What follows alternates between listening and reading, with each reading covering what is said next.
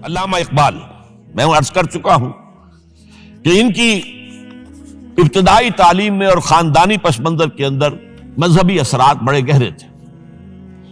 بہرحال انہوں نے ایم اے کیا ہے غالباً 1897 میں، اور اس وقت کا کچھ اقبال جو ہے اس وقت سے لے کر 1905 تک کا اقبال، ایک طرف تو اس میں بھی نیشنلزم تھا، ہندی نیشنلزم، یہ نوٹ کر لیجئے۔ چنانچہ اسی دور کا اس کا ترانہ ہے، سارے جہاں سے اچھا ہندوستان ہمارا۔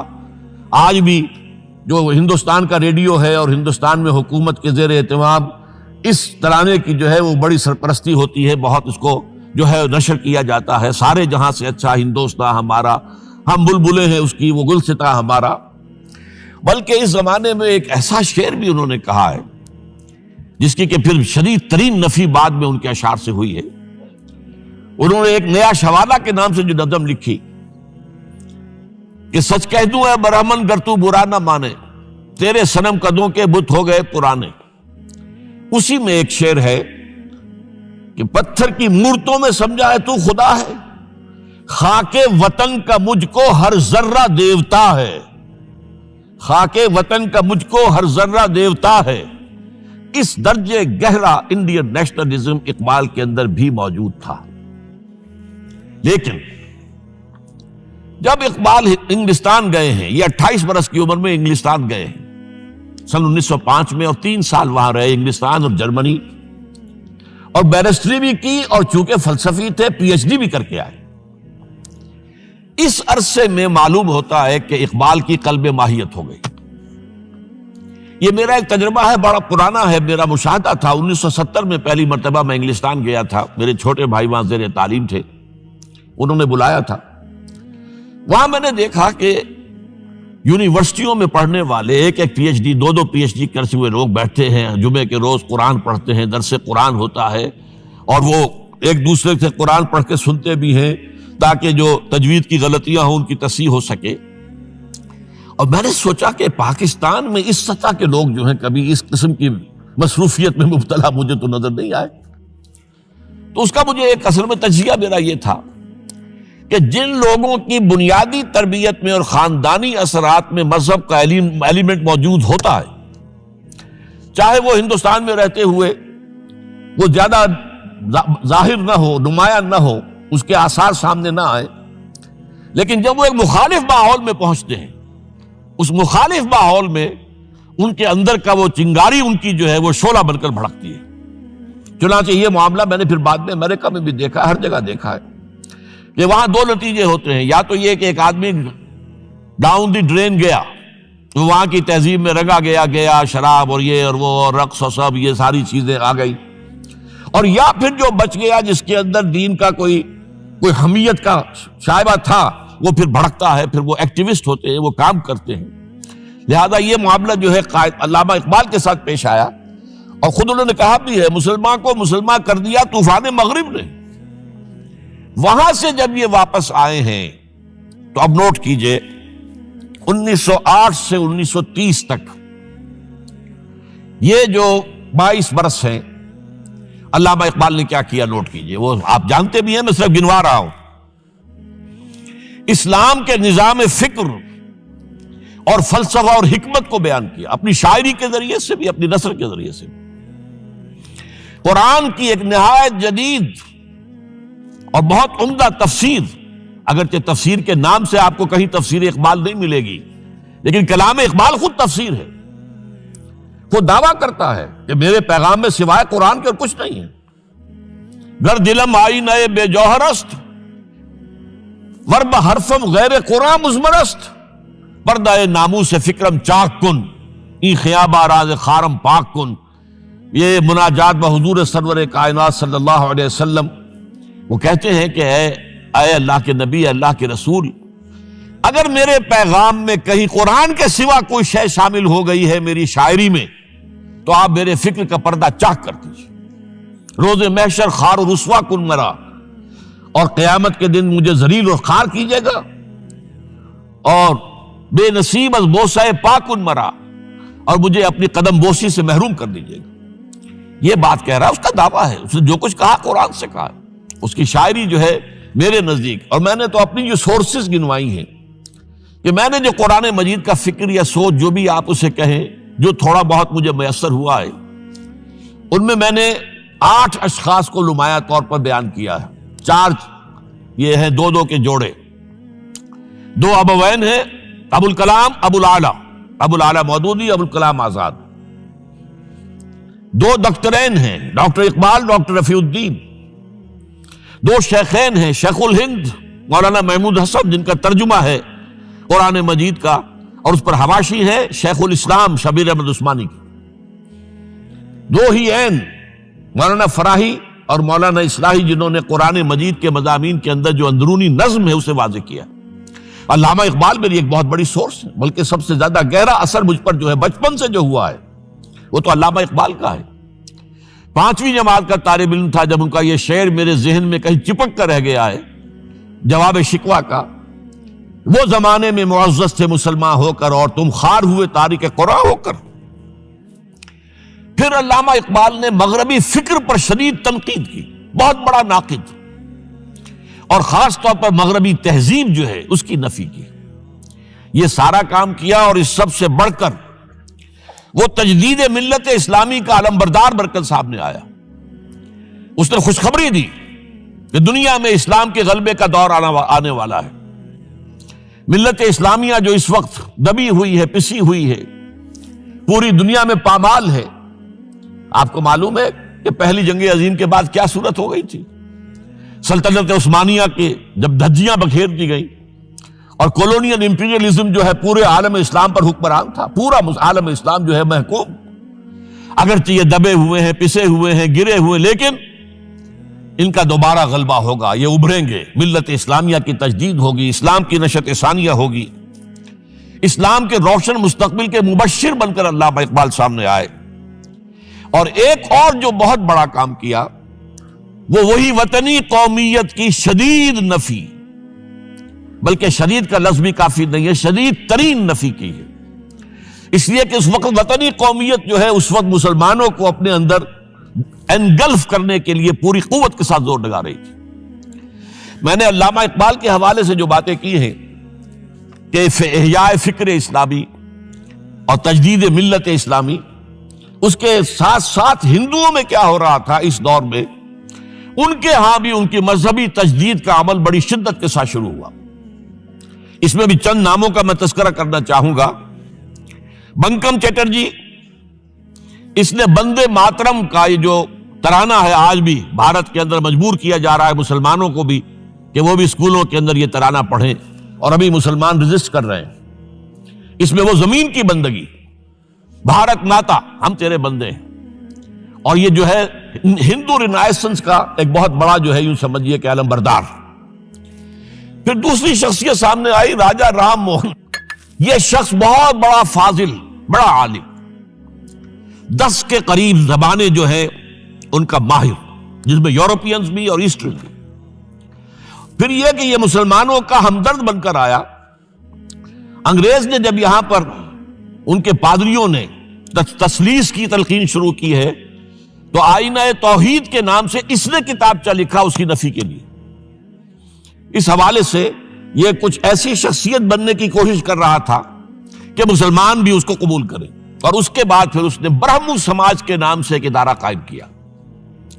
یہ وہی تھا کہ جو اس سے پہلے اکبر نے جو فلسفہ دیا تھا دین الہی، بھئی اللہ کا معاملہ کرو، صرف اللہ کو سب مانتے ہیں، صرف نام ہے مختلف ہے، کسی نے کوئی نام رکھ دیا، کوئی مہادیو کہتا ہے، کوئی کچھ کہتا ہے، کوئی گاڈ کہتا ہے، سب خدا کو تو سب مانتے ہیں۔ یہ جو رسالت کا معاملہ ہے اور شریعت کا معاملہ ہے، یہ فساد کی جڑ ہے۔ رسالت کی بنیاد پر شریعتیں مختلف، عبادتیں مختلف، ذرا اس کو پیچھے ڈالو۔ تو دین اکبری یا دین الہی اس کا نام تھا۔ اس کے اندر بھی در حقیقت کوشش یہ تھی کہ تمام مذاہب کو ایک ہاون دستے میں ڈال کے اور اس کو کوٹ کے اور چھان پیس کے ایک صفوف بنا کر ایک کامن مذہب ہندوستان کا وجود میں لایا جائے۔ بہرحال اس وقت اللہ تعالیٰ نے کھڑا کیا ہے حضرت مجدد الفسانی رحمۃ اللہ علیہ کو، کہ جنہوں نے اس فتنے کی سرکوبی کی۔ اس نے بھی مجلس ازدی کے نام سے ایسا ہی ادارہ شروع کیا، اور یہ گویا کہ ٹھنڈی چھری کے مانند اس لیے کہ اسلام کا دار و مدار تو رسالت پر ہے. بقول اقبال بمصطفیٰ برساں خویش را کے دی ہماؤست، اگر بہو نہ رسیدی تمام بول حبیست. اسلام کا تو سارا معاملہ، دین جو ہے اس کا سارا جو مدار دار و مدار ہے وہ رسالت پر ہے، نبوت پر ہے. اسی پر شریعت کا سارا دار و مدار ہے. رسالت سے کاٹ دیجئے، حدیث سے کاٹ دیجئے، سنت سے کاٹ دیجئے، تو پھر قرآن کو پھر موم کی ناک بنا کر جو چاہیں آپ تعبیر کر لیں، جو چاہیں تشریح کر لیں، جدھر چاہیں اسے موم کی ناک کی طرح بوٹ کر لے جائیں. بہرحال اس معاملے میں بھی پھر ایک تیسری تحریک جو شروع ہوئی وہ بہت ملیٹنٹ تھی، آریہ سماج. دیانند سرسوتی نے، یہ ملیٹنٹ تھی اور بڑی اس کی جو ہے پذیرائی ہوئی ہندو معاشرے میں.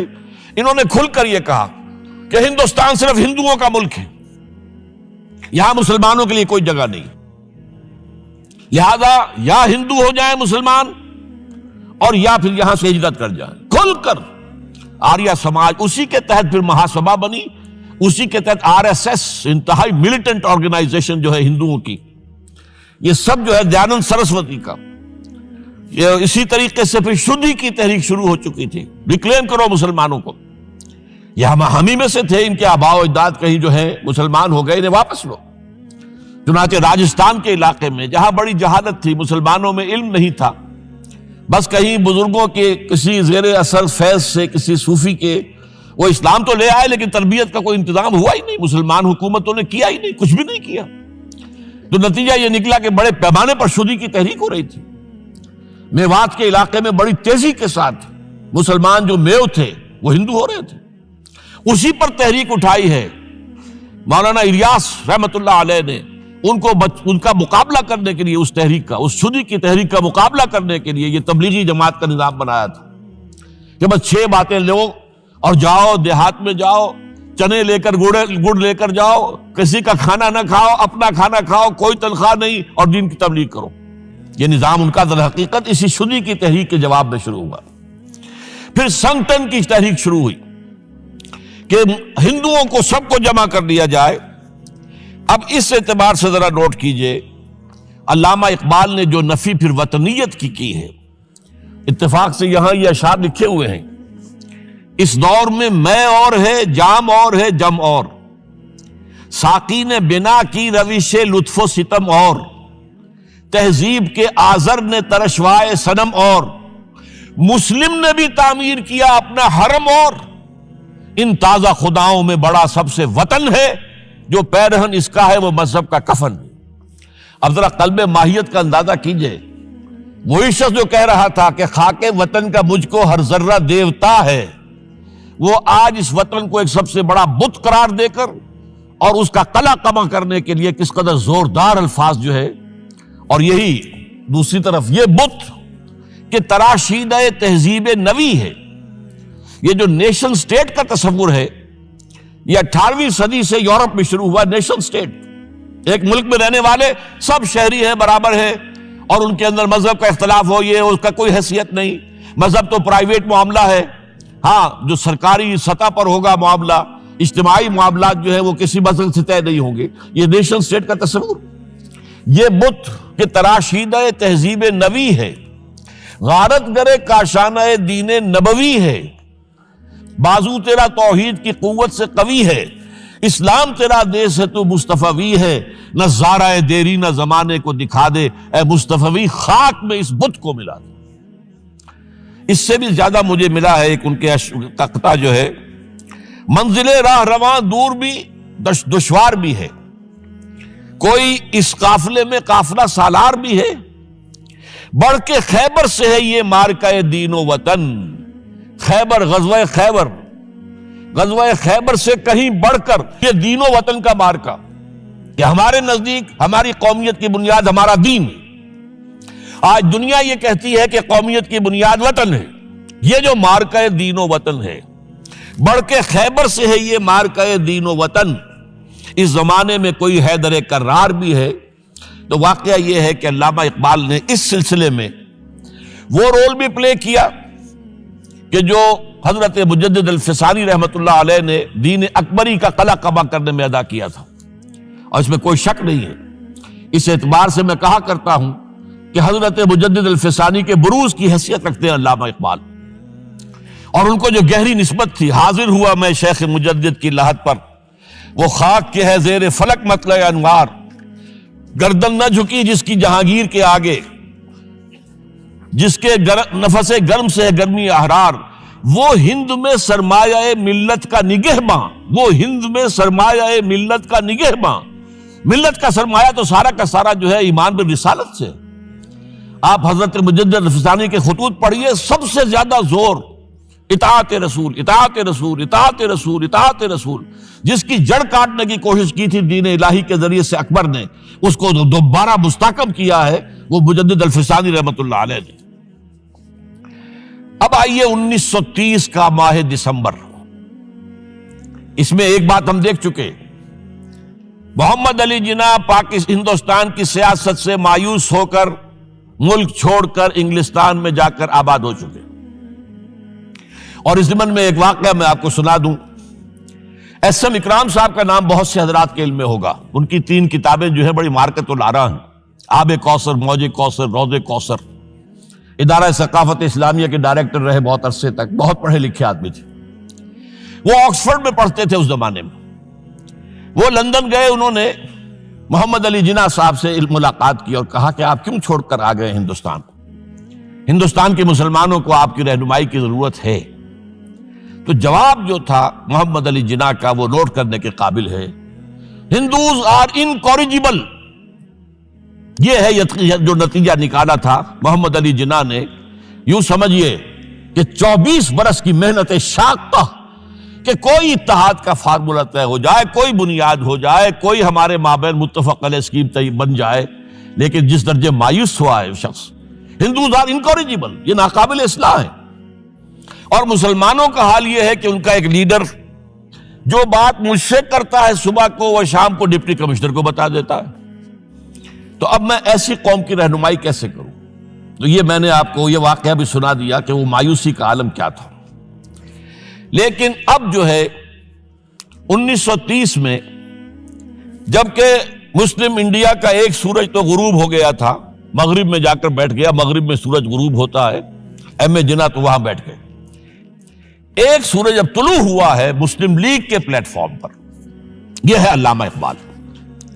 1930 کا جو ان کا خطبہ ہے الہ آباد کا، وہ بہت اہم، بہت اہم، بہت اہم۔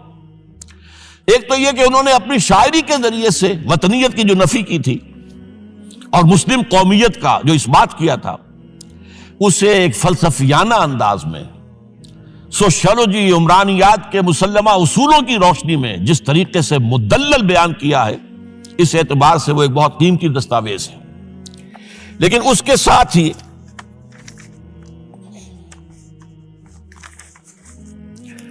انہوں نے ایک تجویز پیش کی، وہ اور یوں بھی کہیے کہ ایک پیشن گوئی کی۔ وہ پیشن گوئی یہ تھی کہ ہندوستان کے شمال مغرب میں ایک مسلمان ریاست قائم ہوگی، اور پھر یہ بھی کہا میں مطالبہ کرتا ہوں کہ وہ قائم ہو۔ البتہ اس میں بعض لوگ جو ہیں اس پر یہ تنقید کرتے ہیں کہ علامہ اقبال نے تو یہ کہا تھا I would like to see the Punjab, the Northwest Frontier Province, Sindh and Balochistan amalgamated into a single state. Self-government within the British Empire or without the British Empire. The formation of a consolidated Northwest Indian Muslim state appears to me to be the final destiny of the Muslims, at least of Northwest India. اس پہ اعتراض یہ کیا جاتا ہے کہ علامہ اقبال نے تو ہندوستان کے اندر برطانیہ کے حکومت کے اندر کے لیے تجویز دی تھی، لیکن یہ بات غلط ہے۔ اصل میں نوٹ یہ کیجئے کہ 1930 تک تو اس کا کوئی امکان ہی نظر نہیں آتا تھا کہ انگریز ہندوستان چھوڑ کے چلا جائے گا۔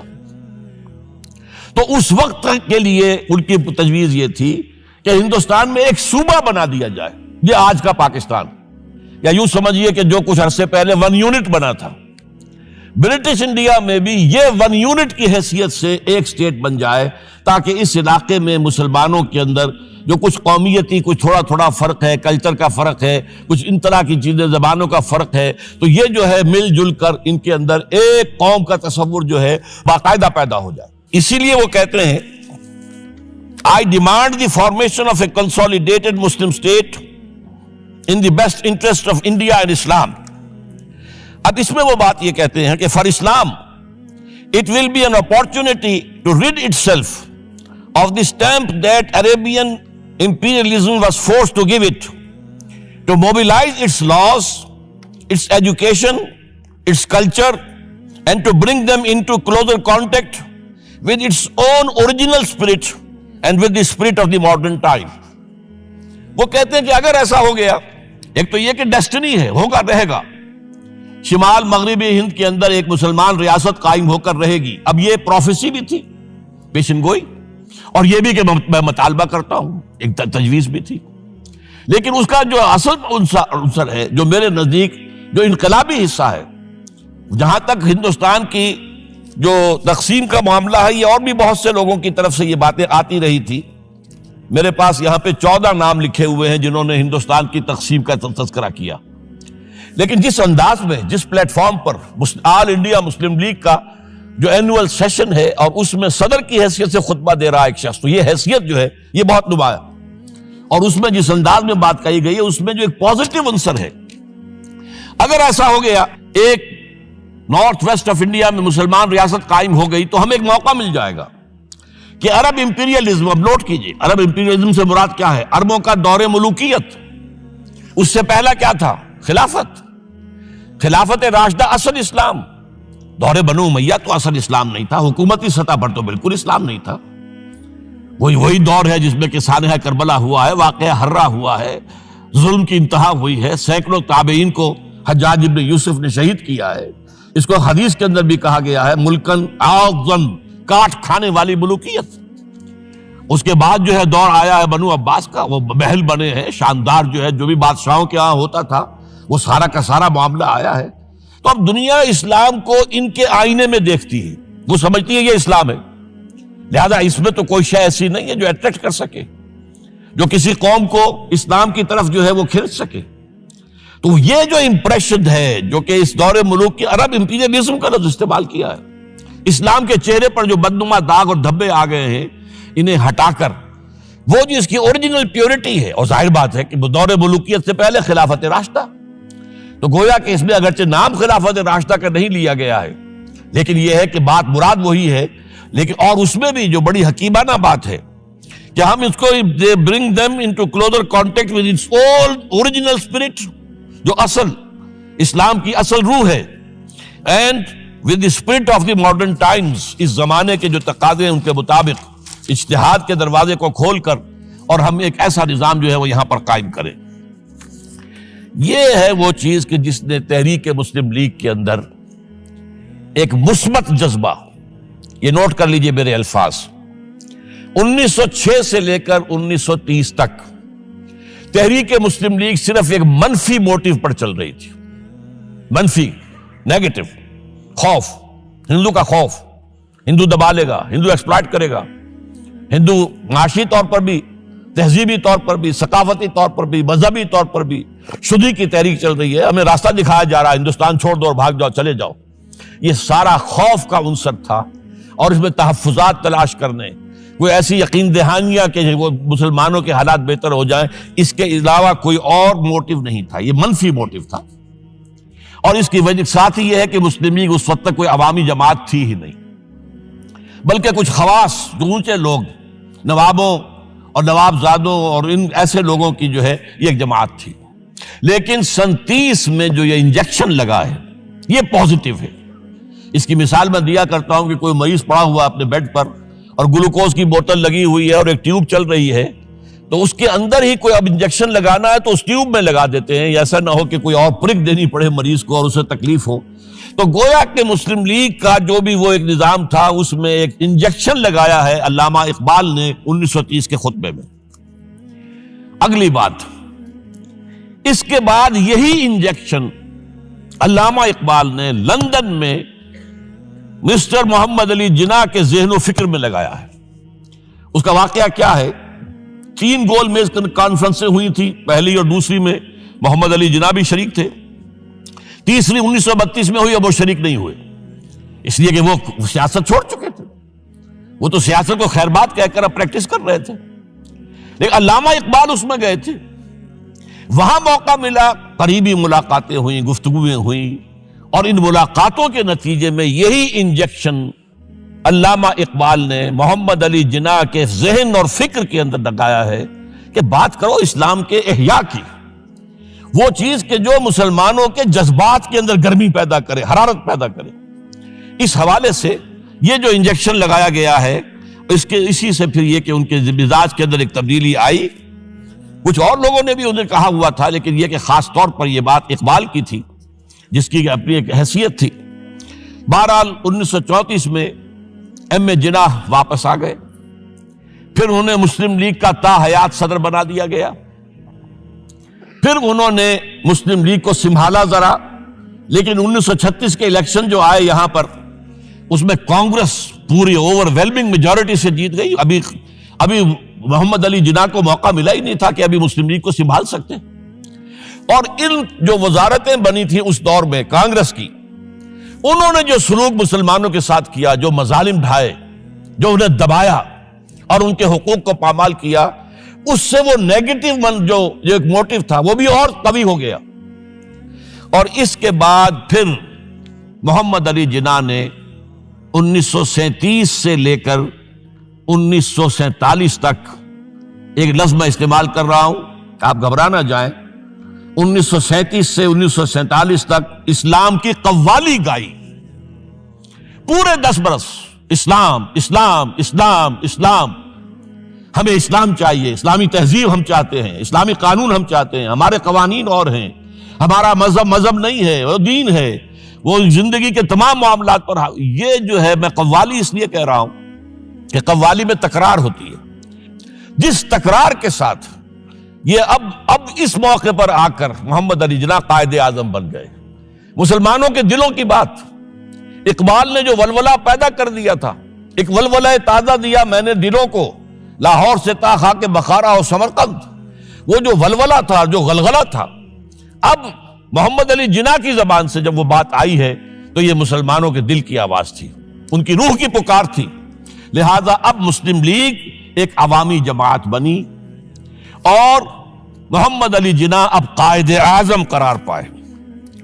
اب اس معاملے میں چاہتا ہوں ذرا، کیونکہ یہ بات نئی سی ہوگی، میرے اس تجزیے کے روح سے نظریہ پاکستان اسلام اور اسلام کا احیاء خلافت راشدہ کے مفہوم میں، اور اس کا خالق اقبال ہے، اس میں کوئی شک نہیں، قائد اعظم تک بھی یہ بات پہنچانے والا اقبال ہے، اور پھر اسی پر قائد اعظم نے عمل کیا ہے۔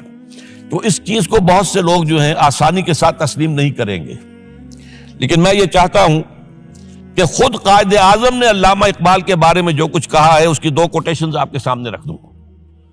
کلکتہ 21 اپریل 1938 کو علامہ اقبال کا انتقال ہوا۔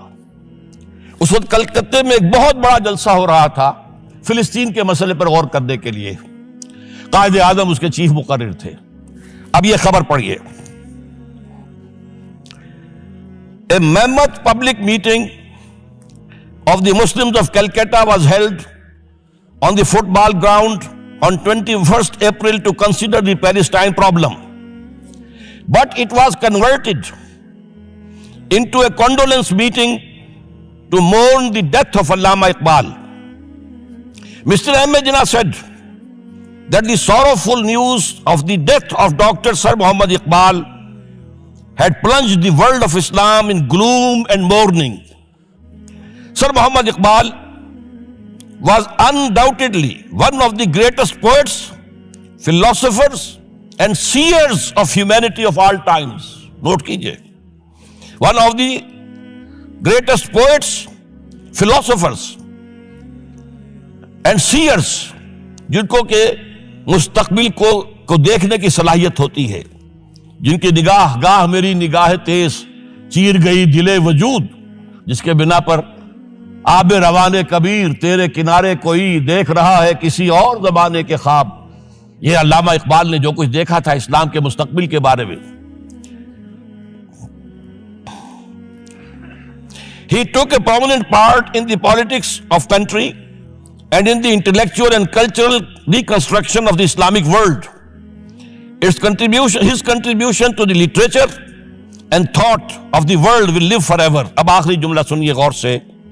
To me, he was a personal friend, number 1, philosopher, number 2, and guide, number 3, and as such the main source of my inspiration and spiritual support.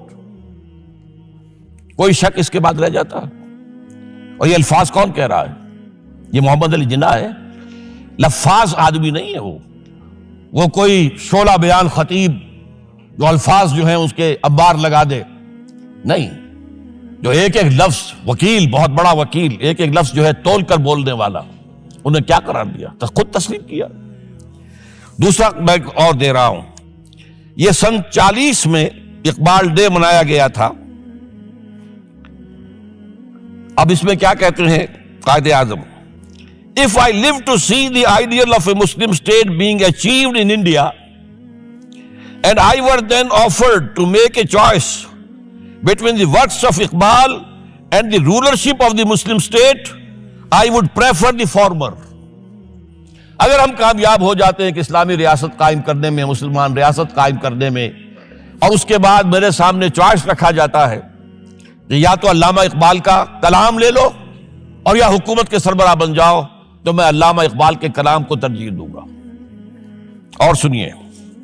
Continuing, Mr. Jinnah said that in April 1936 he thought of transforming the Muslim League, which was then only an academic institution, into a parliament of the Muslims of India.